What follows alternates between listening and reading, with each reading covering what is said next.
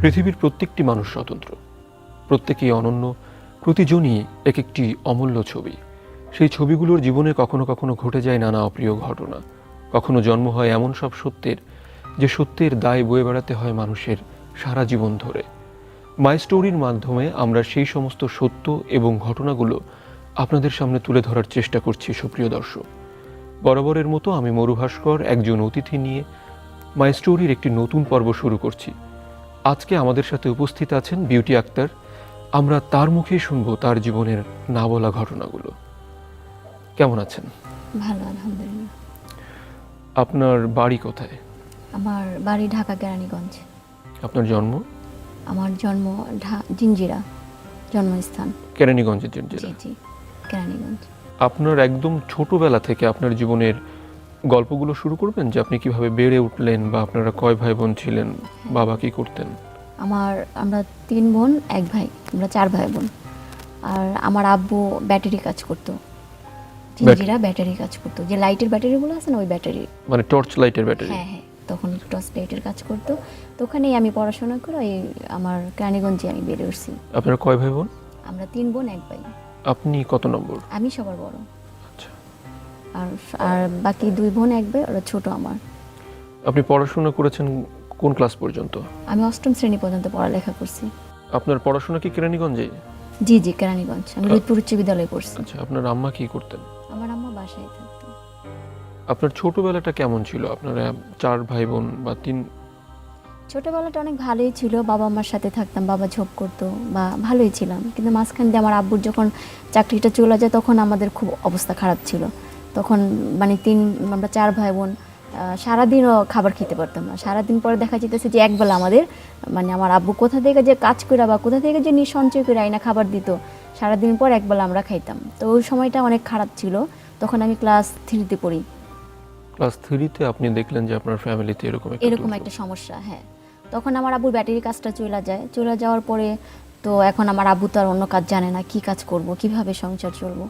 তখন আমার আব্বু অনেক কষ্ট করে রিক্সা চালার কাজটা করে, যেটা আমার আব্বু রিক্সা চালায়। তখন তো হ্যান্ডেল রিক্সা ছিল পায়ে, তো ও রিক্সা চালায়, তো আমাদের সংসারটা আর কি চলতো। খুবই কষ্ট চলতো, আমার ভাই বোন ছোট ছোট। আর আমার মাও পাশাপাশি বাসায় কিছু করতো, যেরকম গাছ বুনতো, সবজি টবজি বুনতো, এই দিয়ে আর কি আমাদের জীবনটা চলে যেত। তখন তো ক্ষুধা লাগতো? অবশ্যই ক্ষুধা লাগতো, কারণ আমরা তো ছোট ছিলাম, আমরা তো সেকেন্ডে ক্ষুধা লাগতো। কারণ একটু খেলতে যেতাম, আমরা তো বুঝতাম না অভাবটা কি জিনিস বা খাবার কোথা থেকে আসে সেটাও বুঝতাম না। কিন্তু বাবা যে কোথা থেকে খাবার নিয়ে আসতো, মা যে কীভাবে রান্না করতো, এটা তো আর আমরা জানতে চাইতাম না। সেকেন্ডে এসে বলতাম, মা ক্ষুধা লাগছে, আব্বু ক্ষুধা লাগছে, খাবার দেন। কিন্তু আব্বু তো আর বলতে পারে না যে বাবা খাবার নাই ভাই, একটু পরে খাও। হ্যাঁ দিতেছি, একটু ওয়েট করো। এই ওয়েট করতে করতে আমরা তো খেলার সময় খেলতাম, অতটা আর খেল থাকতো না। মার কাছ থেকে বইলা আইসা খেলা খেলতাম বা বান্ধবীদের সাথে গোসল করতে যেতাম। তো এমন সময় দেখা যেতেছে আসরের আজানও দিয়ে দিত। তখন আইসা বলতাম, মা খাবার দিবা, ক্ষুধা লাগছে তো। তখন মা বলতো যে আমাদের মানে পাশের বাড়ি থেকে আমার মা কি করতো, আটা নিয়ে আসতো। আমার আব্বু আটা কিনা দিত, আটা নিয়ে আসতো। তো ওই আটা দিয়ে আমার মা কি করতো, আটার একটা জাউ রান্না করতো, জাউ রান্না করে আমাদের দিত খাওয়ার জন্য। একবেলা আটার জাউ? হ্যাঁ হ্যাঁ। ভাতও হতো না? কারণ অবস্থা অনেকই খারাপ ছিল। তো আল্লাহ ওই দিনগুলো পার হয়েছি, ভাই বোন অনেক কষ্ট করছে। এখন আমার বাবা স্ট্রোক করে বিছানায় পড়ে আছে, কিছু করতে পারে না। আমার মা এখনো জব করে। আচ্ছা, তারপরে যখন আমি ক্লাস 8-এ যখন পড়লাম, 8-এ পড়ার পর আমার ফ্যামিলি করতে আমার বাবা মা আমাকে একটা বিয়ে দেয়, যে ঢাকা বাবুবাজার 1/4 জিয়ারুদ্দিন রোড, ওখানে আমাকে বিয়ে দেওয়ার পরে আমি আমার শ্বশুরবাড়িতে যখন যাই, সেখানে মানে কি আর বলুম, মানে এমন একটা হাজবেন্ড পাইছি যেটা মানে এক কথায় বলা যায় যে সবচেয়ে মানে খারাপ, যার কোনো ভালো সাইড নেই। মানে আপনাকে তো দেখে শুনে বিয়ে দিল? হ্যাঁ, বাবা মা দেখে শুনে বিয়ে দিচ্ছে। কারণ আমার আমরা তো গরিব অবস্থা। তো আমাদের ঢাকা থেকে একটা ঘর আসছে, ভালো ফ্যামিলি, বাবাও প্রভাবশালী, যে প্রত্যেক বাবা মাই তো চায় যে তার। আপনি যখন ক্লাস 8-এ পড়েন, আপনার বয়স তখন কত? 12 বা 13? 13 বছর আমার। 13 বছর? হ্যাঁ হ্যাঁ, তখন আমার 13 আর বছর। আপনার যার সঙ্গে বিয়ে হচ্ছে, ওনার বয়স কত? ওনার বয়স 32 হবে। মানে আপনার বয়সের দ্বিগুণেরও বেশি? জি, দ্বিগুণেরও বেশি ছিল। 8 বছরের মতো বেশি। তো আমার বাবা মা তখন চিন্তা করলো যে আমি তো কষ্ট করে মেয়েকে লেখাপড়া করাইতে পারতেছি না, তো আমার আব্বু কি করলো, যে ভালো একটা ঘর আসছে, যেটা ভালো থাকবো, শান্তিভাবে থাকতে পারবো, এটাতেই বাবা মা সন্তুষ্ট, যে ভালো একটা বাসা থেকে আসছে, এর জন্য বাবা মা ওখানে আমাকে বিয়ে দিয়ে দিল। তো ওখানে বিয়ে করলাম, বিয়ে করার পরে দেখি যে হাজবেন্ড ভালো না। হাজবেন্ড ভালো না মানে কি? ভালো না মানে কি, উনি প্রচণ্ড ড্রাগস করে, প্রচণ্ড ড্রাগস করে, এবং কি প্রতিদিনই আয়সা মারধর করে। মানে কি নেশা করতো? তখন হিরোইন খাইতো, হিরোইন ছিল, উনি প্রচণ্ড হিরোইন খাইতো। তা আমরা তো, আমার বাবা মা জানতো না যে এটা এরকম একটা মানে নেশা মানে করে। দেখে বোঝা যায়নি যে উনি হিরোইন খায়? না না, দেখে আমরা কোনোভাবে বুঝতে পারি নাই। তো বিয়ে দেওয়ার পরই দেখি এরকম। এখন আমার উপরে প্রেশার, যে আমি যদি এখন চলে যাই, বাবা মা কি করব, কিভাবে আমাকে পালবো। মানে একটা মাদক আসক্ত ব্যক্তিকে সুস্থ করার জন্য আর একটা সুস্থ মানুষের জীবনকে অসুস্থ করে তোলা হলো আর কি। হ্যাঁ, তো এভাবে মানে সংসার। আর যেখানে শ্বশুর শাশুড়ি আমি পাইছি, তো আমি ছোট থেকে আর কি সব কিছু ম্যানেজ করার মতো ক্ষমতা আল্লাহ আমাকে দিছে, তো আমি সব কিছু মাইনা নিতে পারি। শ্বশুর আচ্ছা, শাশুড়ি। আপনি বিয়ের পর জি, কিভাবে বুঝলেন যে আপনার স্বামী মাদক আসক্ত? আমার হাজবেন্ডের বোন আছে, ওর সাথে বসে বসে কথা বললাম যে আমার সাথে কেন এরকম করে, আমি তো বুঝি না। তো আমার মানে কথা ওনারা বলে ফেললো যে উনি তো নেশা করে, তো ওনার মাথা ঠিক নেই। তখন থেকে আমি জানলাম যে ও নেশা করে। মানে আপনার ননদের মুখ দিয়ে মুখ ফসকে বেরিয়ে গেল সত্যটা। কিন্তু আমি জানি না যে মানে নেশাটা কি জিনিস বা হিরোইনটা কি জিনিস। তখন একদিন আমি জামা কাপড় ধুইতে গেছি, ধুইতে যাই আমি পকেটের ভিতরে মানে একটা পাইছি, এই যে কাগজ না কি জানি, একটা ছোট একটা কাগজ পাইছি, ওটা আমি নিয়ে দেখেছি পাউডারের মতো। তো আমি বলছি যে এটা কি এমন জিনিস, আর এটা এর পকেটে কেন? তো বলে যে ভাবি এটা যে জায়গাটা ওই জায়গায় রাইখা দেন, নাইলে কিন্তু আপনার সাথে অনেক খারাপ হইব। আমি কি হইব, আমি ফালাই দিছি পাউডার। আবার ওটা চাইলে একটা পাউডার দিব, বাচ্চাদের পাউডার আছে, আমি দিব। তো আমার নলেজ আর কি, আমি ছোট বুঝি না, তো নলেজ নাই, তো আমি দিছি। তো সেটার জন্য সেদিন যে কি ব্যবহার ভাই, কি যে মায়ের ধর, কি চিল্লাচিল্লি। কি যে ব্যবহার বলতে আপনাকে কি ব্যবহার মানে ওটা কই, ওটা কি করছো, ওটা কোথায় আছে, এটা কেন নিছস, কেন ধরছস, আমার জিনিস ধরবি কেন, আমার না জিগা। তুই তোর মতো থাক, আমি আমার মতো থাকি, তুই তোরে নিয়ে থাক না, তুই আমার ব্যক্তিগত লাইফে ঢুকোস কেন। আচ্ছা, মানে এগুলা নিয়ে আমার সাথে অশান্তি। আপনাকে গায়ে হাত তুললো? অবশ্যই আমাকে অনেক মারধর করতো, আমাকে এমন মারতো, আপনার ঘরের মধ্যে গেট লাগায় মারতো, যাতে ওর মা বাবা আসলে চিল্লাচিল্লি করলো যাতে গেট না খুলে। আমার বউ আমি মারতেছি, আপনাকে কি? মানে মারতো কি দিয়ে? হাত দিয়ে মারতো, বেল দিয়ে মারতো, হাত বাইদা মারতো। হাত বেঁধে মারতো? হ্যাঁ, এরকমই করতো। যার কারণে আমি এই টর্চারিং বিগত 13-14 বছর আমি সহ্য করছি। 14 বছর আমার 2টা ছেলে হয়েছে। আমি যে একটা সাংসারিক জীবনে একটা মেয়ের কিন্তু বিয়ে হলে একটা যাতে বাচ্চা নেওয়ার একটা পদ্ধতি নিতে হয়, আমাকে সেটাও দিত না। আমার পিছনে 10 টাকা খরচও করতো না, যে না আমি আমার ওয়াইফ, আমি ওকে 10টা টাকা দিব, ওর পিছনে আমার 10টা টাকা খরচ করতে হইব, কিন্তু 10টা টাকা আমাকে দিত না। এরকম করে আমার 2টা ছেলে, আমার বয়স হলো 2টা ছেলে হয়ে গেল। আপনার প্রথম বাচ্চাটা কত বছর বয়সে হলো? আমার ফার্স্টে যখন বিয়ে হয়েছে, বিয়ে হওয়ার 1 বছর পরে আমার ছেলে হয়েছে। আচ্ছা, তার 1.5 বছর পর আবার আরেক ছেলে হয়েছে। মানে আপনার যে প্রথম ছেলে হলো, আপনি প্রেগনেন্ট অবস্থাও কি আপনার হাজবেন্ড এরকম ব্যবহার করতো? হ্যাঁ, ও আমার প্রেগনেন্ট মানে কখনোই একটা মেয়ে তার স্বামীর কাছ থেকে একটা ভালো ব্যবহার, ভালো কথা, ভালো কিছু আশা আমি কখনো করি নাই। কখনো তার কাছ থেকে ভালো কিছু পাইনি। আমার মনে হয়েছে যে আমি সবসময় ওর এখানে জব করে আমি ওর একটা সেবা দাসী, এটা ফিল হয়েছে আমার ভিতরে। মানে আপনি কি কখনো চেষ্টা করেননি আপনার হাজবেন্ডকে কোনো রিহ্যাবে দিয়ে? হ্যাঁ, অবশ্যই। আমি যখন নাকি টর্চারিং সহ্য করতে পারতাম না, তখন আমি কি করতাম, আমার বাসায় চলে যেতাম, কারণ আমার আর সহ্য হয় না, মানে আমি পাগল হয়ে গেতাম ভাইয়া। তখন বাসায় চলে যেতাম। বাসায় চলে যাওয়ার পরে দেখা যেত যে ওর বাবা মা চিন্তা করতো যে এই মেয়েটা যদি বাসায় চলে যায়, আমাদের ঘর মুছতে একটা লোক লাগে, আমাদের জামা কাপড় ধুইতে একটা লোক লাগে, খাবার রান্না করতে একটা কাজের লোক লাগে, তাইলে আমরা কাজের লোক তো টাকা দিয়ে রাখুন কেন, ওরে দিয়ে এই কাজ করামো। তো এরকম করতে করতে 14 বছর আমি পার করছি। এখন আমার আর সহ্য হয় না, আমার সাথে অনেক অত্যাচার হয়েছে। আমি যদি একবেলা খাবার না খাই, আমার শাশুড়ি আমার সামনে থেকে প্লেট নিয়ে যায়, খাবার খাইতে দেয় না, বলে যে আমার কাজ করিস না, খাবার খাবি কেন, এরকম করতো। তো আমি অনেক কষ্ট করেছি সংসার করার জন্য, কিন্তু করতে পারিনি ভাইয়া। লাস্টে আমি বাবার বাসায় চলে আসি, 2টা ছেলেকে নিয়ে বাবার বাসায় চলে আসি। চলে আসে আমি কনজিউমার প্রোডাক্টস, আমি ফ্যাক্টরিতে আমি 3500 টাকা বেতনে জব করি। এই 3 বছর আমি কনজিউমার প্রোডাক্টসে আমি ফ্যাক্টরি, আমাদের বাবার বাড়ি ওখানে ফ্যাক্টরি আছে, ওখানে আমি জব করছি। জব করে ছেলেদের একটা ভালো একটা স্কুলে ভর্তি করাইছি। তো যার কেউ না আছে ওর আল্লাহ আছে মানুষে বলে। তো আমাকে আমার অনেক ভাই আছে, বোন আছে, ক্লাসমেট আছে, ওরা আমাকে হেল্প করছে যে তোর বাচ্চার স্কুলের বেতনটা আমি নেবো। বা এই স্কুলে স্যারদের প্রিন্সিপাল স্যারের বইলা দিয়ে আসছে যে স্যার ওদের বেতনটা ধরেন না, তো বেতন ধরে নাই। তো আমি প্রাইভেটটা পড়ায় চালাই গেছি। তো ওই যে 3500 টাকা বেতনে যে আমি আমার সংসার চালাইতাম, ওটা তো হইতো না ভাই, এটা তো হয় না। 3500 টাকা কি দুইটা ছেলে লেখাপড়া, খাবার দাবার, একটা ঘর নিয়ে থাকা, এটা তো কোনোভাবেই হয় না, আমি পারি না। তো তখন আমার শ্বশুরবাড়ির অবস্থা অনেক ভালো, কেউ কখনো খোঁজখবর নেয় নাই বা বলে নাই যে তুমি কিভাবে চলো বা ওরা কিভাবে চলতেছে, কিভাবে আসে, কেউ খোঁজখবর নেয় নাই। তা আমিও কারোর আশা করি নাই। আল্লাহ বলছে যে হক হালালি টাকা 1 টাকাই বলে বরকত।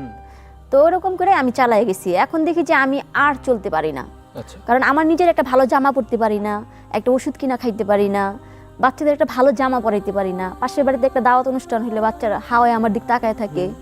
তো আমার বাচ্চারা আমাকে বলতো কি যে মা তুমি আমাদের আলু ভর্তা দিয়ে ভাত খাওয়াও, কিন্তু আমাদের পড়ালেখাটা চালাই যাও, পড়ালেখাটা বন্ধ করো না। আচ্ছা বাবা ঠিক আছে। এরকম করে একদিন এক বান্ধবী বললো যে তুই এভাবে সংসার না চালাইয়া, এভাবে তোর হয় না, কষ্ট হয়, তো তুই প্রবাসে চলে যা, দেশের বাইরে চলে যা। আচ্ছা, আমরা প্রবাসের গল্পে যাব। তার আগে জানতে চাই যে আপনার হাজবেন্ডের বাড়ি থেকে আপনি যখন চলে এলেন, জি, আপনি কি ডিভোর্স দিয়ে এলেন নাকি এমনি রাগ করে চলে এলেন? আমার হাজবেন্ডের বাসা থেকে আমি রাগ করে চলে আসছি। এখনো ডিভোর্স দেননি? না, ডিভোর্স দিছি, রাগ করে চলে আসছি। চলে আসার পরে দেখা যেতেছে যে আমার হাজবেন্ডরা কোনো খোঁজ খবর নেয় না, বাচ্চাদের কোনো কিছু দেয় না, বা আমাকে নেওয়ার জন্য আবার নিতে চায় আমাকে। ফার্স্টে আমি 2016-তে নাকি 2017-তে আমি ডিভোর্স দিয়ে দিছি, কোর্টে যেয়ে আমি ডিভোর্স দিয়ে দিছি। ডিভোর্স দিয়ে যখন আমি আমার বাচ্চাকে চালাই, আমি ইনকাম করি, কেউ আমাকে দেখে না, কেউ আমার খোঁজ খবর নেয় না, তাহলে এই স্বামী আমি রেখে কি করব? আপনি কোর্টে যে যখন ডিভোর্স দিলেন, জি, নর্মালি আমাদের যে তালাক আইন, সেই আইনের অনেকগুলো ধারার মধ্যে একটা ধারা আছে যে আপনার স্ত্রী এবং সন্তানদের খোরপোশ বহন মাসিক, সে ধরনের কোনো ক্ষতিপূরণ কি আপনার স্বামী আপনাকে দেয়নি? না, সে ধরনের কোনো ক্ষতিপূরণ আমাকে দেয়নি বা কোনো কিছু আমাকে দেয়নি। আর কোর্টে আমি গেছি, যাওয়ার পরে বলছি যে এরকম এরকম আমি আমার হাজব্যান্ডের, আমি অনেক জায়গায় গেছি, কারণ আমি বলছি আমার হাজব্যান্ড এরকম টর্চারিং করে, অত্যাচার করে, তো আমি সহ্য করতে পারি না। তো একটা নারীদের একটা উদ্যোগ ছিল আপনার কোর্টের ওখানে যে বললেন নাকি যে কোনো হাজব্যান্ড নামে কমপ্লেন দিলে যে হাজব্যান্ড পারিবারিক আদালত, হ্যাঁ, ওখানে নিয়ে যায়। কিন্তু ওনারা বলে যে আপনাকে সাথে যে টর্চারিং করে নির্যাতনের একটা রিপোর্ট আমাকে দেখাইতে হইব। তো যখন নাকি নির্যাতন করে, যখন নাকি মারধর করে, তখন তো আমাকে ওরা বাসায় মেন গেট তালা মেরে রাখে, আমি বের হতে পারি না। আমি যদি বের না হইতে পারি তাহলে আমি রিপোর্ট দেবো কিভাবে, বা আমি পেপার পাবো কোথা থেকে? আমার তো হসপিটালে যাইতে হইব। আপনার ছেলেদের বয়স এখন কত? আমার ছেলেদের বয়স এখন একটার হলো 12 বছর, একটা 14 বছর। তাহলে আপনি ছেলে দুটোর বয়স কত থাকতে প্রবাসে গেলেন? ছেলে দুটোর বয়স আমি আমার বড় ছেলের যখন 13 বছর ছিল বা 12.5-13, তখনই আমি প্রবাসে গেছি। তাহলে আপনার এক বান্ধবী আপনাকে বললেন প্রবাসে যাওয়ার জন্য? হ্যাঁ, প্রবাসে যাওয়ার জন্য যেভাবে যা। তো আমি তো আর জানি না যে কিভাবে যাইতে হয় বা কি করতে হয়। তখন আমাকে একটা এজেন্সিতে নিয়ে যাওয়া হলো। এজেন্সিতে গেলাম। যাওয়ার পরে সেই এজেন্সিতে যায় আমি বললাম যে আমি প্রবাসে যাব। বলে ঠিক আছে আপনি যাইবেন, তো আপনার পাসপোর্ট বানাইতে হবে। তো ঠিক আছে, আমি পাসপোর্ট বানাইলাম। বানানোর পরে আমাকে বললো যে আপনাকে খুব ভালো একটা হাউস, সেখানে আপনার 1000 টাকা স্যালারি দিব, খুব ভালো, আপনি যান, আপনি অনেক ভালোভাবে চলতে পারবেন, আপনার বাচ্চারা ভালো একটা জায়গায় লেখাপড়া করতে পারবো, ভালোভাবে খাইতে পারবেন, সংসার চলতে পারবো, আপনার বাবা মাকেও কিছুটা হেল্প করতে পারবেন। তো আমাকে এটা বলো। তো আমিও চিন্তা করলাম যে না, আমিও তো অনেক সমস্যায় আছি, এভাবে কতদিন। তো যাই, যদি আমার সংসার ভালো ছিল, আমার ভালো ছেলে মেয়ে যদি ভালো একটা স্কুলে লেখাপড়া করে, তাহলে আমার কষ্ট করলে আমার সেই কষ্ট সার্থক হইব। এর জন্য আর কি আমি বিদেশে যাওয়ার প্রিপারেশন নিছি। আচ্ছা, কত সালে? এটা হলো আপনার 2019-এ। আচ্ছা, তারপর কি করলেন? তারপরে আমি সৌদিতে চলে গেলাম, সবকিছু ঠিক করে আমি সৌদিতে চলে গেলাম। সৌদিতে যাওয়ার পরে দেখা গেছে যে আমার যে একটা কফিলের বাসা দেওয়া হয়েছে, তো ওই কফিলের নাম ছিল মোহাম্মদ। কফিলের বাসায় গেছি। ফার্স্টে যেদিন গেছি সেদিন উনি আমার ছিল একটা বাটাম মোবাইল। তো সৌদি আরব থেকে বাংলাদেশে তো বাটাম মোবাইলে সিমে ফোন দেওয়াটা তো সম্ভব না, আর অনেক টাকা কাটে। তো ওই সৌদি আমাকে একদিন বললো যে তুই এখানে এসে পৌঁছাইছস, তুই তোর বাসায় ফোন দিয়া বল যে তুই সৌদি এসে পৌঁছাইছস। ঠিক আছে, আমি ফোন দিলাম, ফোন দিয়া বললাম। তো 2 দিন আমার সাথে ভালোই ছিল, ভালো ব্যবহার করছে, বা কোনো কিছু বললে জামা কাপড় কিনা দিছে যে তুই এটা পরবি, এটা খাদ্যামার ড্রেস। তো আমি পরছি। তো 2 দিন পরে ও বললো যে আমাকে বলছে তুই রান্না করতে পারো? আমি বলি হ্যাঁ আমি রান্না করতে পারি। তো আমার রান্না খায় ও খুব হ্যাপি। তো এখন বলে যে এদিকে আয়, আমার কাছে আস। আমি বলি, কি হয়েছে বলেন। ওনার ওয়াইফ আমার কাছে আসতো না, আচ্ছা, ওয়াইফ দাঁড়ায় থাকতো মানে কিচেন রুমে, কিন্তু পুরুষটা আমার কাছে আসতো। আইসা বলতো এখানে হলো 5 কেজি চাউল। 2 দিন পরে বাজার আনছে একটা বাসায়, বাজারে এনে বলে যে এখানে 5 কেজি চাউল, যদি এই চাউল 3 মাসের আগে শেষ হয় তাহলে তোর স্যালারিটা কাইটে নেবে। 5 কেজি চাউল 3 মাস কিভাবে যাবে? সেটা তো আমিও জানি না। আচ্ছা, তারপরে একটা যে ডারু একটা দুধের ডিবা আনছে, মিডিয়াম সাইজ, বড় না, এটা যদি 3 মাসের আগে শেষ হয় তাহলে তোর স্যালারি থেকে কাইটা দিন। মানে এরকম আমাকে মানসিক একটা পেন, আমাকে এরকম এক তো পেন থেকে গেছে আরেক জায়গায়, সেখানেও আমার উপরে প্রেশার। তো প্রেশার এভাবে দিতেছে। কারণ কি? কারণ মানে ওর চিন্তা ভাবনা হলো যে তুই বাঙালি, তুই বেশি বেশি খাবি, খায় নষ্ট করবি, অপচয় করবি আমার খাবার, আমার এটা আমি 3 মাস খাই, 3 মাসে খাইতে হইব, যদি এর 1 ফোঁটা বেশি যায় তোর বেতন থেকে আমি কাইটা আমি নিয়ে আসুন এইভাবে। তো একদিন আমি বললাম, একটা গ্লাস ধুইতেছিলাম, আমি বেসিনে গ্লাস ধুইতেছিলাম, গ্লাসটা হাতে থেকে পড়ে গেছে। তো পড়ে যাওয়ার পরে ও কী করে দৌড়ায় ঘরে আসছে, আমার কিচেন রুমে আসে। আয়সা তো আমাকে পুরাই মারতে আসে যে তুই এটা ফেলছিস কেন। আমি বলছি আমার হাতে থেকে পড়ে গেছে। আর আমি তো আরবি বুঝি না, নতুন গেছি তখন তেমন একটা আরবি বুঝি না। তো আমি বলছি আমার হাতে থেকে পড়ে গেছে, এখন তোর বেতন থেকে আমি কাইটা নেব। তা আমি কইছি ঠিক আছে, আপনি আমার বেতন থেকে কাইটা নিয়ে, তারপর আমার সাথে মাইর ধীর করবেন না। এটা বলার পরে এরকম করে 2-3 দিন গেল, যাওয়ার পরে আমি ওই জায়গায় 10 দিন ছিলাম। 10 দিনে আমাকে খাবার দেয় না। সারাদিনে মনে করেন কি রুটি বানাই, আটার রুটি, আমি আটার রুটি বানানোর পরে মাগরিবের সময় 2টা রুটি বানাই, বানানোর পরে ওই 2টা রুটি থেকে আপনার গিয়ে হলো 1.5টা রুটি আমার যে কফিল মোহাম্মদ, ওনার ওয়াইফ আর ওনার ছেলে মেয়ে খায়, আর হাফ রুটিটা আমার জন্য রাখে। তো আমি সারাদিন না খেয়ে হাফ রুটি কি আমার হয়? আমার তো হয় না সারাদিনে। তো দেখা যেতেছে যে উনি বললো যে এটাই তোর খেতে দিব। ওই হাফে থেকে আবার ওনার ছেলে এসে আমার কাছ থেকে নিয়ে যায় যে রুটিটা মজা হয়েছে, আমাকে একটু দাও। তা আমি দিয়ে, বাচ্চা মানুষ, আমি আদর করি, আমারও তো ছেলে সন্তান, আমি রেখে আসছি। তা আমি দিয়ে যে, না বাবা তুমি খাও। তো আমাকে বলে যে তুই খাবার কম খাবি, তুই বেশি খাবি না, বেশি খেলে তুই মোটা হয়ে যাবি, মোটা হয়ে গেলে কাজ করতে পারবি না। তা আমি তো খাবারই খাইতে পারি না, আমি কিভাবে খামো? আমাকে খাবারই তো দিস না, আমি খামো কিভাবে? তো এরকম করে আমি সেই বাসা থেকে আমি চলে গেলাম। আমি বললাম যে আমি থাকুম না, আমার শরীর খারাপ, আনা তা বাগানা সফর বাংলাদেশ। তো আমাকে বললো কেন তুই চলে যাবি? আমি কি না, আমি থাকুমি না, আমি বাংলাদেশে চলে যাব। তো আমাকে মক্তবে নিয়ে চলে গেলো। আমি তো জানি না যে মক্তবে নিতে যাওয়া যায় এখান থেকে। মক্তবে নিয়ে গেলো। মক্তবে যাওয়ার পরে মক্তবের স্যারের সাথে একটা অফিস বস আছে, বসের সামনে বাঙালিও আছে, বাঙালি শ্যামল নামে এক বাঙালি আছে, আমজাদ আছে আফ্রিকান। তো ওনারা আছে, বলে যে কি সমস্যা বলো। তো আমি বললাম যে এই সমস্যা, আমার খাবার থেকে এটা নেই, এত উঁচায় একটা এসি, এই এসির পুরো কাবার পাই টু পাইট খুলতে বলে, কারণ আমি তো কখনো এসি ব্যবহার করি না, আমি কিভাবে খুলুম? আমি তো পারি না, আর খুলতে না পারলে বলে তোর বেতন থেকে কাইটে নিব, তোরা ডাক্তার দিয়ে ফালাই দিম, এগুলো বলে। তো এগুলো তো আমার ফালাইলে তো আমি মরে যাবো, তো মরে গেলে আমার বাল বাচ্চার কী হইব? তা আমি থাকুম না, আমার কাছে থাকা সম্ভব না, আমি বাংলাদেশে চলে যাবো।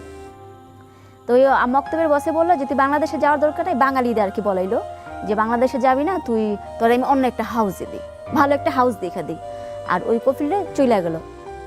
তো আমি অন্য একটা হাউসে, আমি বললাম যে ঠিক আছে আমাকে একটা ভালো হাউসে দিয়ে, আমি কাজের জন্য আসছি, আমার ছেলে মেয়ে, আমি একদিন কাজ না করলে আমার ছেলে মেয়ে না খেয়ে থাকবো, কাজে আমার কাজ করতেই হইব। তা আমি আমাকে অন্য একটা হাউসে দিল, সেই হাউসে 10-15 দিন পর অন্য একটা হাউসে দিল মক্তবে রাখার পরে আমি অন্য হাউসে গেলাম। সেই হাউসে যাওয়ার পরে সেই হাউসে তৌফিক নামে এক কফিল, সেই কফিলের উনি একটা বড় পুলিশ অফিসার। তো ওনার হইলো 2টা ছেলে, একটা ছেলে 3টা মেয়ে, ছেলে হইলো 17-18 বছর ছেলে, আর 3টা মেয়ে। তো 3টা মেয়ে, তা আমি 3তলা ফ্লোর বাড়ি, 3তলা বাড়ি, 3তলা নিয়ে ওরা থাকে।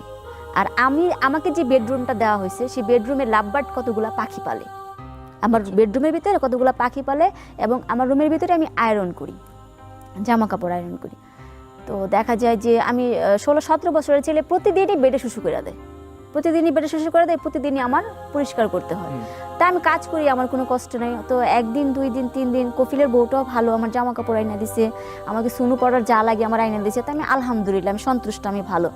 তো হঠাৎ করে দেখি কপিল প্রতিদিনই রাত্রে আমার রুমের ভিতরে ঢুকে, ওই যে লাভবার্ড পাখি আছে, পাখিরে খাবার দিতে হইব, আপনি দিনে পাখিরে খাবার দেন, আপনার ছেলে আছে পাখিরে খাবার দেন, ওয়াইফ আছে দেখ, আপনি একটা পুরুষ মানুষ, এটা আমার বেডরুম, আমি কখনো শরীরে জামা থাকতেও পারে, কখনো নাও থাকতে পারে, আমি শুয়ে থাকি, হঠাৎ করে ঢুইকা যায়, এটা কেমন?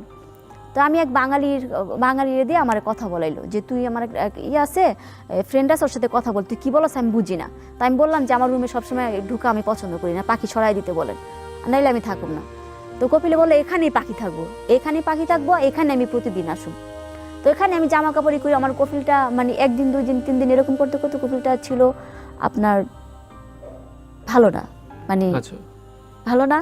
তো আমি বললাম, একদিন কি করলাম, আমি জানালা টানালা বন্ধ করে, দরজা বন্ধ করে আমি ঘুমাইসা রইছি।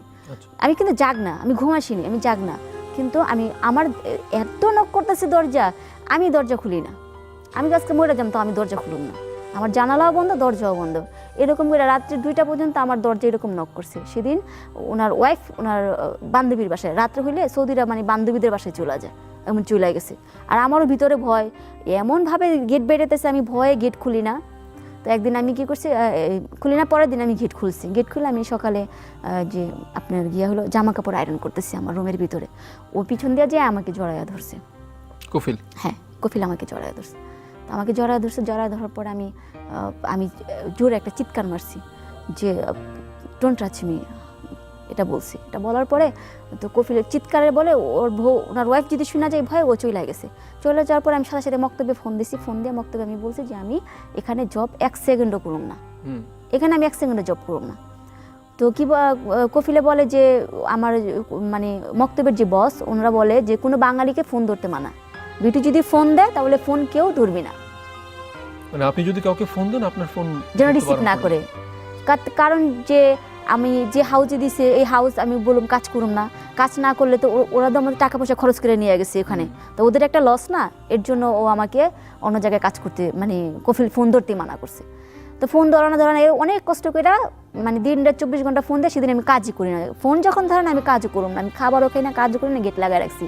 তখন আমার কফিল আমার অফিসে মক্তবে ফোন দিচ্ছে, এরকম এরকম বিউটি খাবার খায় না, গেট বন্ধ করে রাখছে, ও কাজও করে না। তো তখন তো মক্তবের মানে অফিস বস বলে কি যে ওরে নিয়ে আসেন মক্তবে। ও খাবার খায় না কেন, ও গেট লাগাইছে, কাজ করে না, কাজ করতেছে, কাজ করবো না কেন, মক্তবে নিয়ে আসেন। তা আমার মক্তবে নিয়ে গেছে। তো আমি তো মনে করছি যে ভালোই আমাকে মক্তবে নিয়ে গেছে, আমি আর আসুন, আমি বাংলাদেশে চলে যাবো। কিন্তু বাংলাদেশে আসাটা এত সহজ না। সৌদি আরবে যায় আমি পুরো একটা ক্রাইমের ভিতরে পড়ে গেছি, সেটা আমি বুঝতে পারি নাই। তো এইভাবে আমাকে মক্তবে আনছে, আনার পরে আমাকে মক্তবের বস আমাকে চেয়ারে থেকে উঠে এসে বলে তুই কাজ করবি না কেন। তা আমি বলছি যে এরকম কফিল ক্যারেক্টার লুজ, ভালো না, আমি ওর বাসায় জব করব না। এটা বলার পরে কফিলে মানে ওর একটা মোটা একটা লাঠি ছিল, ও লাঠি দিয়ে আমাকে মারি শুরু করছে ওই মক্তবের ভিতরে গেট লাগানো। কাজ করবি না কেন, তুই কাজের জন্য তোর টাকা পয়সা খরচ করে নিয়ে আসছি, তোর কাজ করতেই হইব। তা আমাকে মারি শুরু করছে। তা মারি শুরু করছে, আমার এক বাঙালি ছিল শ্যামল, ও বলে যে বিউটি আপা আপনি যেভাবে হোক বলেন আমি কাজ করুন, নাইলে আপনাকে যে মারবো, যদি একটা বেশি একটা কোনো আঘাত পড়ে আপনি তো সারা জীবন কাজ করে খাইতে পারবেন, তখন আপনার বাল বাচ্চার ভবিষ্যৎ ফিউচার কী হইব। তখন আমি ওনার কথায় আমি বললাম যে হ্যাঁ আমি কাজ করুম, আমাকে আর মারিস না। তারপরে ওই বস মানে চুপ, তখন উনি আর আমাকে কিছু বলে না, বলে যা তুই কাজে যা। আবার আমাকে ওই বাসে রিটার্ন ফেরত পাঠাইলো, ওই বাসে আমি আবার রিটার্ন চলে গেলাম। চলে যাওয়ার পরে এখন তো আমি আর গেট খুলি না, আমি গেট লাগাই রাখছি যে হ্যাঁ কাজ করি, কাজ ওর বাচ্চা একটা সাথে মানে যে 2-3 দিন আমি ছিলাম, ওই বাচ্চাটার সাথে নেওয়ার মানে কাজ করতাম, আবার আমি আমার রুমের গেট লাগাই রাখতাম। মক্তবে যাওয়া আমার লেগে পসিবল না, ওখানে মাইট দূর করে। এখন আমি কি করুন, আমি কিভাবে চলুন, এখন আমি বাংলাদেশে যাব, বাংলাদেশে আমি কিভাবে যাব আমি জানি না। কতদিন হয়ে গেছে আপনি সৌদিতে গেছেন? 1 বছর ছিলাম আমি। না মানে এই ঘটনাগুলো আপনার 1.5 মাস 2 মাস ছিল। আচ্ছা, তারপরে কি আপনি টাকা পাঠাতে পারলেন? না, কোনো টাকা পাঠাতে পারি না আমি, 1 টাকাও বাংলাদেশে পাঠাতে পারিনি, আমাকে একটা টাকাও দেওয়া হয় নাই। তারপরে আমি ওখান থেকে আপনার গিয়া হলো যে ওই কফিলের বাসা থেকে আমি কি বললাম যে আমি এবার ডিসিশন নিয়েছি যে আমি মক্তবে যাইতে পারলাম না, আমি কফিলের বাসা জব করতে পারলাম না, আমার দ্বারা সম্ভব না, আমি এখন বাংলাদেশে চলে যাব। আমি বাংলাদেশে কিভাবে যাবো। তো ফিলিপিনে আমাকে বললো যে এম্বাসিতে চলে যাও। ওর বাসায় এক ফিলিপিনি আসছে, মানে বেড়াতে আসছে, ও আমাকে বললো তুই এম্বাসিতে চলে যা, এম্বাসিতে চলে গেলে তুই বাংলাদেশে আসতে পারবি। কিভাবে চলে যাবো এম্বাসিতে, বলে যে তুই এখান থেকে গাড়ি নিয়ে যে কোনো এক বাঙালি ড্রাইভার বা কাউকে পাইলে এভাবে কথা বলে তুই যাইতে পারবি, রাস্তায় বেরিয়ে তুই বুঝাই দিব বাঙালির সাথে কথা বলে। তা আমি ওর কথা মতো আমি সেদিন মোবাইল চার্জার এগুলো নিয়ে আর কি আমি ভাইরেছি। আর আমার ব্যাগের ভিতরে কতগুলো টাকা ছিল, বাংলাদেশি টাকা ছিল, বা আপনার গিয়া হলো যে মোহাম্মদদের বাসায় যে 15 দিন কাজ করছিলাম সেই টাকাটা ছিল আমার ব্যাগের ভিতরে, আর মোবাইলটা হাতে ছিল। তো ওটা নিয়ে আমি বেরিয়েছি। বেরোনোর পরে আমি এক বাঙালিকে আমি বললাম যে আমি ভাই আমি তো বাংলাদেশে চলে যাব। তো উনি আমাকে বললো যে আপনি বাংলাদেশে চলে যাবেন, আপনার পাসপোর্ট কোথায়, আপনার আকামা কোথায়? আমি বলি আমি তো পাসপোর্টের কোনো কিছু আমার কাছে নেই, তাই আপনি যাইবেন কিভাবে? আমি এম্বাসি থেকে যাওয়া যায়, আমি এতটুকু জানি, আমাকে এম্বাসিতে পৌঁছায় দেন। তা আমাকে বললো যে দেখেন আমরা হইলাম বাঙালি, আমিও বাঙালি, আমি যদি আপনারা নিয়ে যাই বা আমার যদি কোনো একটা পুলিশের হাতে ধরা পড়ে আমাকেও সিল মেরে দেবো, আমি আর সৌদিতে ঢুকতে পারব না, তা আপনি অন্য কারো সহযোগিতা নেন। তো এরকম করতে করতে এক সৌদির গাড়িতে আবার উঠলাম। আচ্ছা, সৌদিকে বললাম আমি অ্যাম্বাসিতে যাবো। সৌদি আমাকে বলে যে ঠিক আছে তোর আমি অ্যাম্বাসিতেই পৌঁছাই দেবো। গাড়ির ভিতরে আরও প্যাসেঞ্জার ছিল, তো আমার একটা সাহস ছিল যে না আমি অ্যাম্বাসিতে যাবো যখন, তো প্যাসেঞ্জার তো আসি, মানে আমার সাথে যে এত বড় একটা ক্রাইম হইব সেটা আমি জানি নাই, না জেনেই আমি সেই গাড়িতে উঠছি। ওঠার পরে আমাকে দাম্মাম থেকে রিয়াদে নিয়ে গেছে। সকাল 6টা বাজে আমাকে গাড়ি তুলেছে, রাইতের 1টা বাজে আমাকে রিয়াদে ছাড়ছে। আচ্ছা, রিয়াদে ছাড়ছে। রিয়াদে ছাড়ার পর আপনার গিয়ে হলো ওই যে ভাতা মার্কেট আছে, রিয়াদ বাঙালি একটা ভাতা মার্কেট আছে, ওই মার্কেটের ওখানে আমাকে ছাড়ছে। বলে যে তুই নাম এখানে, তোকে আমি দিতেছি, তোর আমার মোবাইলটা, আমার ব্যাগটা, আমার টাকাটা সব কিছু ওই ব্যাগের ভিতরে। আমার মোবাইলটা আমার হাত থেকে নিয়ে গেছে, নিয়ে যায় বলে যে এই মোবাইলটা তোকে আমি কিছুক্ষণ পরে দিব, মোবাইলটা কিছুক্ষণ পরে দিব, কারণ এটা আমি তোর সিম চালু আছে, তুই যে বাসা থেকে পলাই আসছো সে পুলিশে তোরে খুঁজে বের করে ফেলবো, মোবাইলটা আমার কাছে রাখ। তা আমি সরল মনে দিছি ওর কাছে মোবাইল। এখনও আমাকে বারে বারে বলে যে গাড়ি থেকে বের হো। আমি বলেছি আমার ব্যাগটা দিয়ে, আমার মোবাইলটা দিয়ে, তারপরে আমি নামি। বলে যে না তুই নাম, তাহলে আমি তোর ব্যাগ মোবাইল দেবো। তো আমি নামছি, নামার পরে দেখা গেল যে ওই ব্যাগ মোবাইল দুটোটাই নিয়ে চলে গেছে। এখন আমার হাতে মোবাইলও নাই, ব্যাগও নাই, টাকাও নাই, কোনো কিছুই। মানে আপনার টাকা ছিনতাই হয়ে গেল একরকম? হ্যাঁ, চিন্তা হয়, সব কিছুই নিয়ে চলে গেল। আর ও আমাকে মক্তবে, কোনটা মক্তব সেটাও আমি জানি না, আমি কই রেখাই গেল। এখন আমি তো পুরো অবস্থা, পুরো দোকানপাট আপনার গিয়া হইলো, সৌদি চলাফেরা করতেছে, আমি কারে জিজ্ঞেস করলাম, কারে কি বলুম। তো একটা আমার সামনে দিয়ে একটা লোক যেতেছে, ও একটা শার্ট পরা নর্মালি, তো আমি ওটা থাপা দিয়ে হাত ধরছি যে ভাইয়া আপনি কি বাঙালি? তো বলে যে না আমি বাঙালি না, আমি পাকিস্তানি। তো আমি বলি আপনি যেই হন না কেন ভাইয়া, আমার সাথে এই হয়েছে, আমি আমাকে বাংলাদেশে যাবো, কীভাবে যাবো? তো বলে যে আপা আমি আপনার কথা বুঝি না, আমার কাছে বাঙালি আছে, বাঙালির সাথে কথা বলে। আচ্ছা, তো আমাকে একটা বাঙালির কাছে নিয়ে গেল, নিয়ে যাওয়ার পরে বললো, তো আমি বললাম যে ভাইয়া এই আমার সাথে এগুলো হয়েছে, আমাকে তো সব এম্বাসির কথা বললে আমাকে এখানে নামাই দিয়ে গেছে, এটা কোন জায়গায় এম্বাসি আমি তাও জানি না। আমি সকাল 6টা বাজে উঠছি গাড়িতে, গাড়ি থেকে আমাকে নামানোর জন্য অনেক চেষ্টা করছে, বলছে হোটেলে নিয়ে খাবার খাওয়া, আমি এই করুন সে করুন, কিন্তু আমি নামিনি। তো ওই বাঙালি আমাকে বললো যদি আপনি একবার ভুলে চক্করে যদি নাইমা যেতেন, নাইমা যদি আপনি হোটেলে উঠতেন, তাহলে আপনাকে নির্ঘাত বিক্রি করে দিত, আপনি আর বেরিয়ে আসতে পারতেন না। যাই হোক, কি এটা খুব হয়? হ্যাঁ এটা হয়, এটা অ্যাভেলেবেল হয়। তো বলে আপনার এতটুকু আল্লাহ আপনার সাথে আছে যে আপনি হোটেলে বা কোথাও গাড়ি থেকে নামেন নাই বা উঠেন নাই, বলে আপনার সাথে কোনো খারাপ হয় না। আমি বলবো আমাকে মারছে গাড়িতে, আমি গাড়ি থেকে নামি না দেখা বা হোটেলে যাই না দেখা, মাইর করছে অনেক, কিন্তু আমার এক কথা যে আমি সফর জেলে এই এম্বাসিতে যাবো আমি। তো বলে আচ্ছা আমার এক বোন আছে, আপনি আমার বোনের বাসায় যান। আমার বোনের বাসায় যান, ওখান থেকে আপনাকে অ্যাম্বাসিতে দিয়ে পাঠাইবো।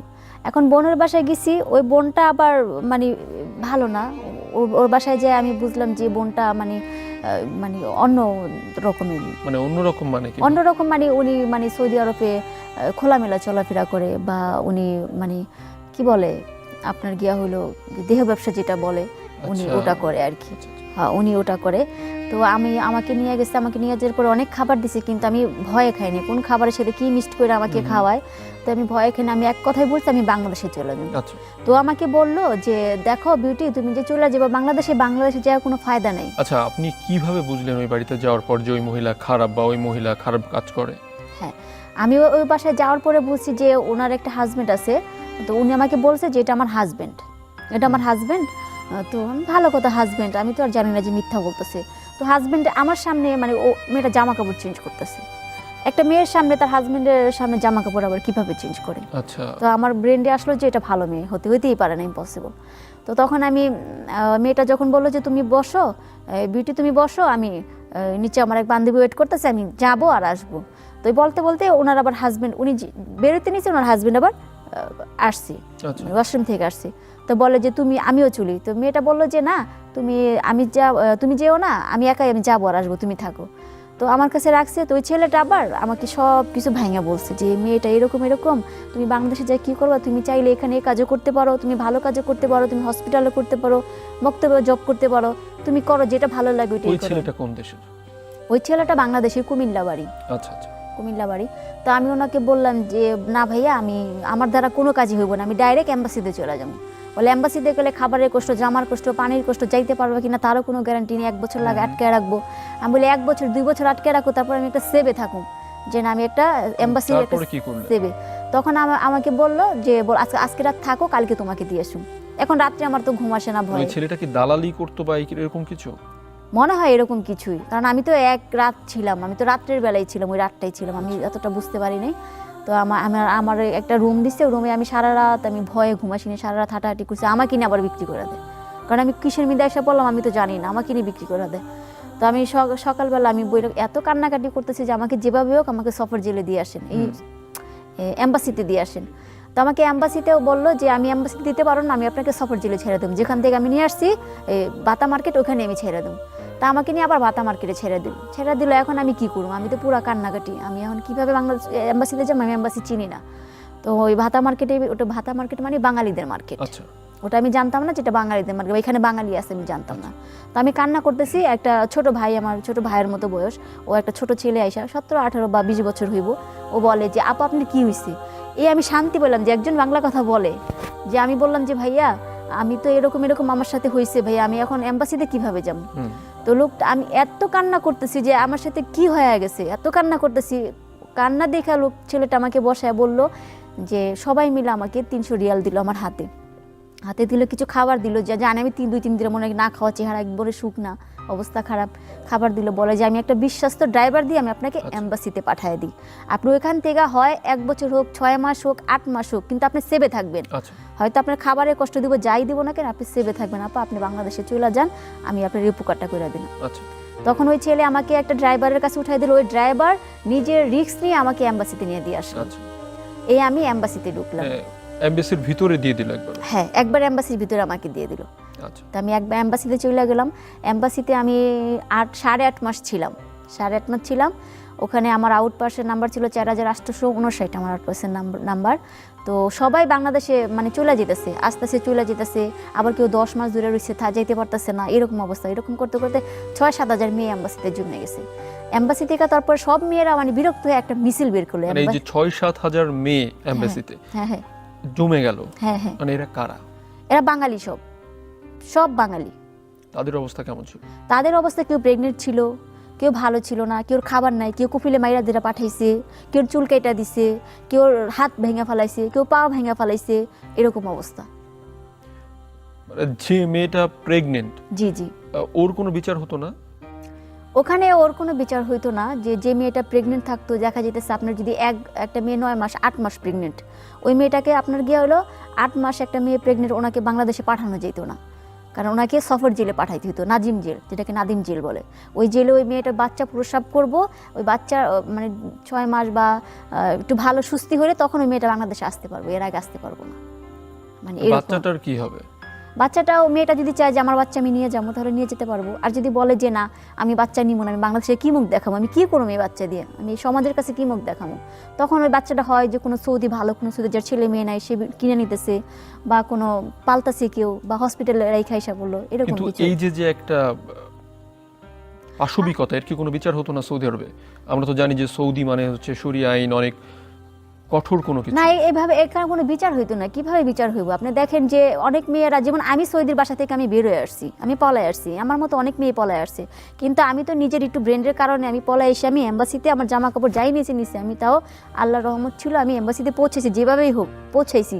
কিন্তু অন্য মেয়েরা ওই যে বলে যে চল এই ব্যবসায় তোরা খাওয়াই নিয়ে আসি হোটেলে, এটা বলে যে ঢুকানোর পরে দেখা যায় ওরা বিক্রি করে দেয়, বা যে লোক ওকে ঢুকায় সেই লোক ওকে মাসের মাস বছরের পর বছর ইউজ করে, যার এমন পর্যায়ে দেখা যায় যে ওই মেয়েটা প্রেগনেন্ট হয়ে যায়। প্রেগনেন্ট হয়ে যাওয়ার পরে মেয়েটা বের হওয়ার কোনো রাস্তা পায় না, যদিও কোনো দিন যদি সুযোগ পায় বের হওয়ার, তখনও বের হয়ে মক্তবে চলে আসে, তখন আর কাউকে বিশ্বাস করে না। ওই মক্তবে চলে আসার উদ্দে দেখা যায় কেউ 8 মাস প্রেগনেন্ট, কেউ 6 মাস প্রেগনেন্ট, আবার দেখা যায় কেউ গাড়ি দিয়ে আসতে সেখানেও সে রেপের শিকার হচ্ছে। সেখানে দেখা যায় যে মক্তবে আসার পরে এমনও মেয়ে আছে 1 বছর হয়ে যায় এম্বাসিতে আসে, বাংলাদেশে আসতে পারে না, স্যারেরা আসতে দেয় না, মানে কোনো কিছু করে না। কিন্তু সে 1 বছর যে ওই যে আসার সময় যে একটা অ্যাক্সিডেন্ট হয়, এই অ্যাক্সিডেন্টের ভিতরে 8 মাসের বাচ্চা পেটে রয়ে আছে। এই বাচ্চা, এটার কে বিচার করব, কে এর দায়ভার নিব? আবার এম্বাসিতে যে ঢুকি আমরা, এম্বাসিতে ঢোকার পরও দেখা যায় সৌদি পুলিশ বা সৌদির যে প্রশাসন, তারা এই ব্যাপারে কোনো স্টেপ নেয় না? তারা এই ব্যাপারে, যে আমরা যে বাঙালিরা, আমরা তো যায় কেউ বলি না যে এই কফিল আমাকে এটা করছে, আমরা যদি কমপ্লেন দিই না। মানে কেন বলি না আমরা? কেন বলি না? যে দেখা যায় যে অনেক সৌদি আছে আপনার গিয়া হইলো ডর ভয় দেখা এরকম করে। যেমন ধরেন একটা সৌদি একটা মেয়েকে রেপ করলে দেখা যায় ওই মেয়েটা পরের দিন বা 2 দিন পরে বা 1 সপ্তাহ পরে পলায় আসলো, কিন্তু পলায় আসে তো ওই মেয়েটার ওইখানে আর যাবো না, ও তো আর কমপ্লেন করবো, ওই অ্যাম্বাসিতেই ঢুকা যায়। অ্যাম্বাসিতে ঢুকা যাওয়ার পর আর কমপ্লেন করার সুযোগ পায় না, কিন্তু অ্যাম্বাসি স্যাররা জিজ্ঞেস করে যে কে কাজটা করছে, বলে যে সৌদি করছে। তুমি কি কোনো পদক্ষেপ নিতে চাও? না বলে, তাহলে আর পদক্ষেপ নেওয়া হয় না। আর যদি কেউ নিতে চায় পদক্ষেপ তাহলে কিছু একটা হয় মনে হয়, হয়তো টাকা পয়সা দেয় বা বাচ্চারা রাইখা দেয়, এরকম কিছু একটা হয়, সেটা আমি জানি না শিওর। আচ্ছা, তারপরে আপনি ঢুকে গেলেন। হ্যাঁ, আমি যে অ্যাম্বাসিতে ছিলাম, আপনার অ্যাম্বাসির ভিতরেও আপনার গিয়া হলে এরকম হইতো। যদি কফিলের বাড়ি থেকে আপনার গিয়ে হলো 10টা মেয়ে প্রেগনেন্ট হইতো, রাস্তায় প্রতারণাভাবে যদি 10টা মেয়ে প্রেগনেন্ট হয়ে আসতো, অ্যাম্বাসিতে ভিতরে হয়তো 20টা মেয়ে প্রেগনেন্ট। এই 20টা মেয়ে কিভাবে প্রেগনেন্ট হয়? কে প্রেগনেন্ট করে? ভয়ঙ্কর কথা। কিভাবে হয় এটা? এটা হয়তো আপনার গিয়া হলো যে অ্যাম্বাসির ভিতরে খাবারের কষ্ট দিত, খাবারের কষ্ট দিত। যেমন আমাদের বাংলাদেশের সরকার তেল সাবান সুনু একটা মেয়ের যাবতীয় যা লাগে সব দেয়, কিন্তু ওষুধটা সহ করে দেয়। আপনার যে 16ই ডিসেম্বর এই সমস্ত ইয়েতে এম্বাসিতে ওষুধ দেয়, সরকারি ওষুধগুলো যেখানে। তো আপনার গিয়া হলো ওইখানে এম্বাসির ভিতরে আপনার গিয়া হলো যে ড্রাইভার থাকতো, যে ড্রাইভার এম্বাসির ভিতরে নিয়ে যেত, এম্বাসি থেকে মেয়ে দিয়ে আসতো, আবার এম্বাসি থেকে নিয়ে যেত অফিসে, মানে অফিস থেকে সেভ হাউস ছিল আমাদের, সেভ হাউসটা দূরে আর অফিসটা দূরে, নিয়ে আসা যাওয়া করতো একটা ড্রাইভার। তো ড্রাইভারটা এরকম করতো। বাঙালি? হ্যাঁ, ও বাঙালি। ও বাঙালি, ওর নাম ছিল সাইদ। উনি মারা গেছে, এবার করোনাতে মারা গেছে উনি। তো উনি এরকম করতো, উপযুক্ত শাস্তি। হ্যাঁ, তো আমি কিভাবে শিওর হইতাম, আমি কিভাবে জানলাম? তো ওখানে দেখা গেছে যে আমাকে আসাদুজ্জামান স্যার নামে একটা অ্যাম্বাসি স্যার আমাকে একটা দায়িত্ব দিয়েছিল যে বিউটি তুমি একটু ভালো, তোমার একটু ট্যালেন্ট ভালো, মেধা ভালো, ওখানে কি হয় না হয় A to Z খবরাখবর তুমি আমাকে দিবা, এটা আমাকে বলতো। তো ঠিক আছে স্যার, আমি আপনাকে দিব। তো বলে যে কোনো অ্যাম্বাসি স্যার যদি কিছু বলে তুমি আমার নামটা বলবা। তো ওনার মানে এই উপকারটাই আমার অনেকটা উপকার হয়েছে, যাতে কেউ আমাকে বাজে কোনো কমেন্ট করতে পারে নাই, আমাকে খারাপ কিছু বলতে পারে নাই। তো আমি কোনো কিছু হলে আমি বলতাম আসাদুজ্জামান স্যারের সাথে আমি দেখা করুন, তো এই ভয়ে আর কি। আচ্ছা, আপনি তাহলে বাড়িতে যোগাযোগ করলেন কবে? বাড়িতে আমি যোগাযোগ করতে পারিনি, যাওয়ার পরে শুধু একবার কথা বলছি, আমি কোনোভাবেই বাড়িতে যোগাযোগ করতে পারিনি। তারপরে অ্যাম্বাসিতে ঢোকার পরে আপনার 1.5 মাস পরে আমাকে মানে ফোনে কথা বলা দেওয়া হয়েছে যে আমার তো মোবাইল চুরি হয়ে গেছে, কারণ আমার মুখস্থ, আমি কীভাবে কথা বলুন। তো আমার মানে হাজব্যান্ডের ছোটো ভাইয়ের নাম্বারটা আমার মুখস্থ ছিল, ওই নাম্বারে আমি ফোন দিছি। ফোন দেওয়াতে আমি বলছি শুধু আমার বাসায় বইলা দিবেন আমি অ্যাম্বাসিতে আছি, কারো টেনশন করতে মানা করেন। কিন্তু এই যে আমি এতটা দিন 9 মাস আমি অ্যাম্বাসিতে ছিলাম, 6 মাস আমি সব মক্তবে ছিলাম, আমার বাচ্চারা কি খাইছে, কিভাবে আছে, কিভাবে লেখাপড়া করছে, কিভাবে চলছে, আমি কিছু জানি না। বাচ্চাদের কথা মনে পড়তো না? হ্যাঁ, মনে পড়তো, প্রতিদিন আমি কান্না করতাম, এমনও দিন নাই যে আমি কান্না করতাম না। বাচ্চাদের কার কাছে রেখে গিয়েছিলেন? বাবা মার কাছে রেখে গেছিলাম। আপনার বাবা মার অবস্থাও তো খুব বেশি ভালো ছিল না, বাবা আমার কাছে রেখে গেছিলাম। আমি তো আর জানি না যে এক অশান্তি থেকে যে আমি আরো দ্বিগুণ অশান্তিতে পড়ে যাব, সেটা তো আর আমি জানি না। তারপরে অ্যাম্বাসিতে এরকম করতে করতে আমার আপনার গিয়ে হলো 8.5 মাস কাটলো। কাটার পরে আমরা যে অ্যাম্বাসির মেয়েরা যে মিছিল একটা বের করছিলাম, পুরো সৌদি আরব রাস্তা থেকে মিছিলটা ভরে গেছিলো। তো অ্যাম্বাসির স্যারেরা সবাইকে বুঝায় নিয়ে আসছে, ওখানে র্যাপ ট্যাপও ছিল, বলল যে যত দ্রুত সম্ভব এদের বাংলাদেশে দিয়ে পাঠান, না হলে অ্যাম্বাসির উপরে মামলা হইব। তো এরকম কিছু হওয়ার পরে আপনার গিয়া হলো এই অ্যাম্বাসির স্যারেরা সবাইকে মানে বাংলাদেশে পাঠায় দেওয়ার ব্যবস্থা নিল। তো এক ধাক্কায় আপনার গিয়ে হলো 156 জন মেয়ে একদিনে পাঠায় দিল। আপনি চলে এলেন ওদের সাথে? না, আমি আসতে পারিনি। তো কেন? আমি বাংলাদেশে আসতে পারিনি, কারণ আমাকে যখন ফিঙ্গারপ্রিন্ট অফিসে নেওয়া হয়েছে, সফর জেলে নেওয়া হয়েছে, তখন আমার যে কফিল আমার নামে থানায় মামলা দিয়ে রাখছিল। মানে আপনার নামে মামলা কিসের? আমার নামে মামলা, আমি যে কফিলের বাসা থেকে পলায় চলে আসলাম, সেই কফিল আমাকে মামলা দিছে যে ও আমার বাসা থেকে স্বর্ণ অলংকার চুরি করে নিয়ে গেছে, যাতে আমি বাংলাদেশে না আসতে পারি।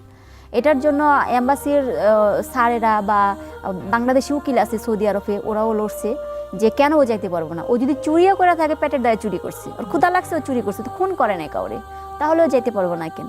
তো এরকম করতে করতে আমার মামলা হলো, মামলা হওয়ার পরে আমার সফর জেলে দিল, সফর জেল থেকে আমাকে আবার সেই মক্তবে দিয়ে পাঠাইলো, মানে যে মক্তব থেকে আপনাকে মারছিল সেই মক্তবে আবার আমাকে দিয়ে পাঠাইলো। তো মক্তবে যাওয়ার পর কি হলো? মক্তবে যাওয়ার পরে আমাকে কোনো খাবার দাবার দেন না, মক্তবে 6.5 মাস ছিলাম, কোনো এটাই নি আপনি যাওয়ার পরে? হ্যাঁ, আমাকে মারছে, খাবার দাবার দেন না। মারলো? কে মারলো? এই যে আপনার গেল কফিল, মানে যে মানে মক্তবের যে বস, উনি আমাকে মারলো। তোর এত বড় সাহস, তোর এতগুলো টাকা দিয়ে নিয়ে আসছিস, তুই চলে আসছিস বাংলা মক্তব থেকে পলায় গেছিস, অফিস থেকে পলায় গেছিস, ইয়ের বাসা থেকে কফিলের বাড়ি থেকে তুই সোনা টানা চুরি করে পলায় গেছিস, তোর এত হিম্মত কি লেগে এই সেই বইলা তো অস্থির করা। ওর অফিসের ভিতরে একটা লাঠি ছিল, আচ্ছা একটা সবসময় একটা লাঠি থাকতো। বাঙালি, ফিলিপিনি, আফ্রিকান, এরা যদি কাজ না করতে চাইতো বা এদের কথা না শুনতো, এদের মাইরধর করতো। মানে আপনাকে জেল থেকে সরাসরি পাঠিয়ে দিল বক্তব্যে? বক্তব্যে, হ্যাঁ। আপনি এমবাসিতে আর আসলেন না? না, এমবাসিতে আর আমি আসতে পারলাম না, কারণ এমবাসিতে যে আমার কফিলে আমাকে যদি এক্সিট না দেয় আমি বাংলাদেশে আসতে পারলাম না। আচ্ছা আচ্ছা আচ্ছা। এর জন্য আমাকে মক্তবে পাঠিয়ে দিল।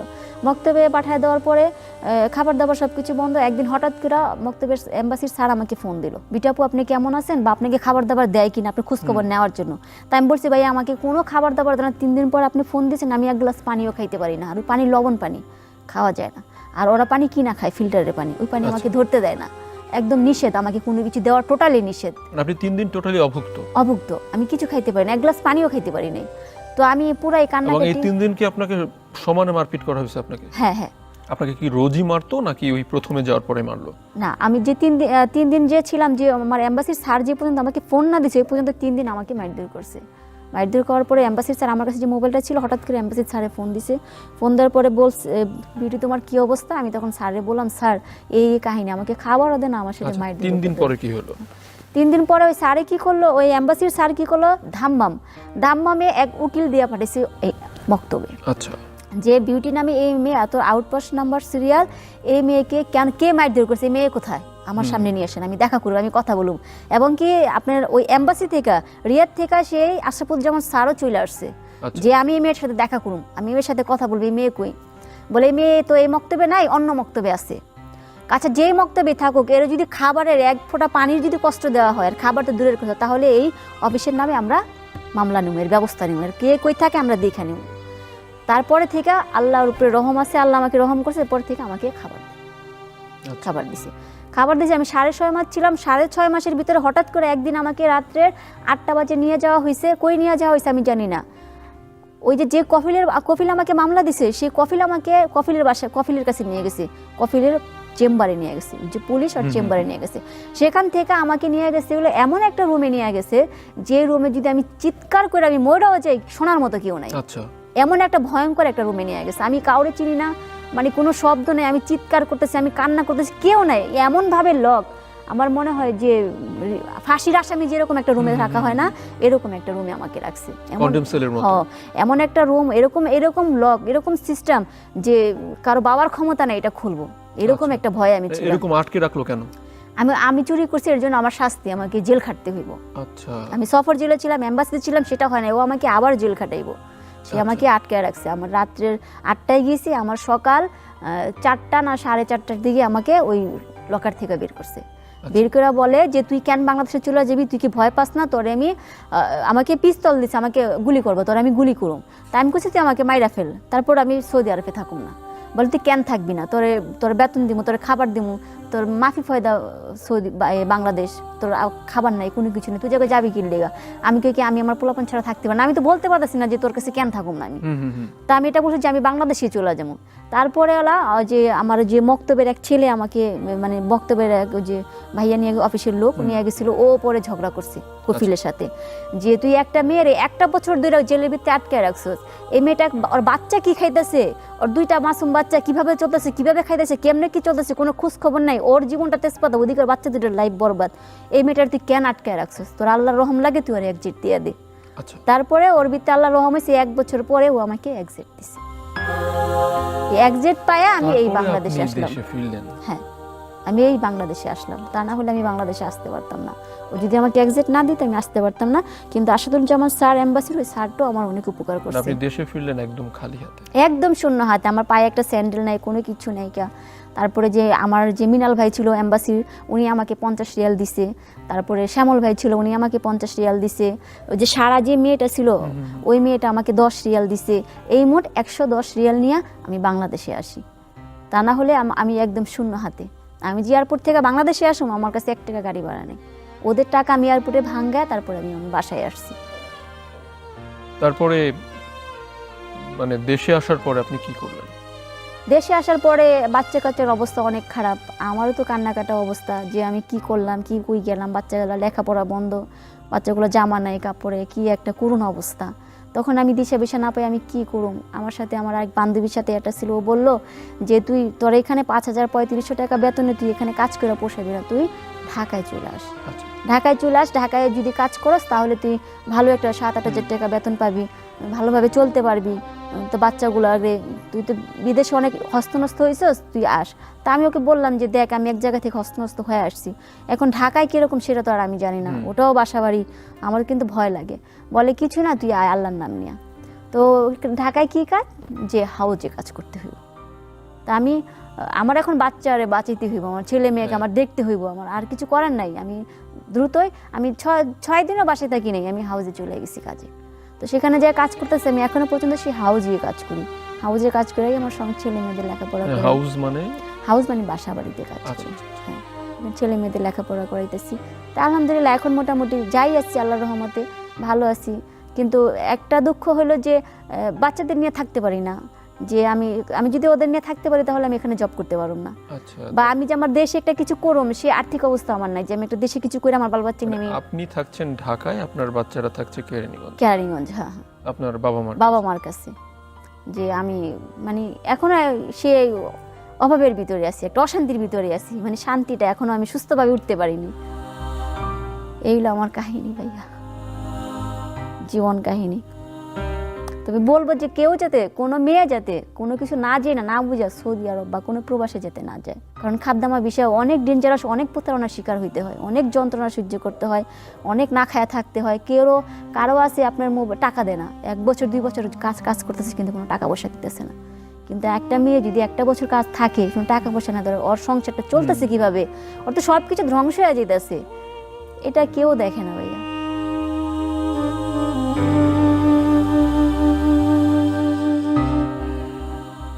সুপ্রিয় দর্শক, মানুষ তার ভাগ্য উন্নয়নের জন্য বারবারই চেষ্টা করে, দেশে না হলে দেশের বাইরে, প্রবাসে। অবশ্যই জেনে বুঝে প্রবাসে যান, না হলে এরকম ঝুঁকি বারবার আসবে আপনাদের সামনে। আমরা চাই না আর কোনো বিদেশ ফেরত মানুষকে নিয়ে এরকম প্রোগ্রাম করতে। আমরা চাই আপনাদের সাফল্যের কথা বলতে, আমরা চাই আপনাদের আনন্দের কথা বলতে, আমরা চাই আপনাদের জীবনের সেই না বলা কথাগুলো শুনতে, যে কথাগুলো অন্যদেরকে অনুপ্রাণিত করবে। আমরা চাই না আর কারোর কান্নায় ভাসুক আমাদের সেট, আর কারো কষ্ট স্পর্শ করুক আপনাদের কষ্টকে। আমরা আপনাদেরকে আনন্দ দিতে চাই। সুপ্রিয় দর্শক, আজকের মতো এখানেই বিদায় নিচ্ছি। আগামী পর্বে নতুন কোনো ঘটনা, নতুন কোনো পর্ব নিয়ে আপনাদের সামনে আসব। ততদিন আপনারা ভালো থাকুন, সুস্থ থাকুন এবং এই মহামারীতে অবশ্যই স্বাস্থ্যবিধি মেনে চলুন।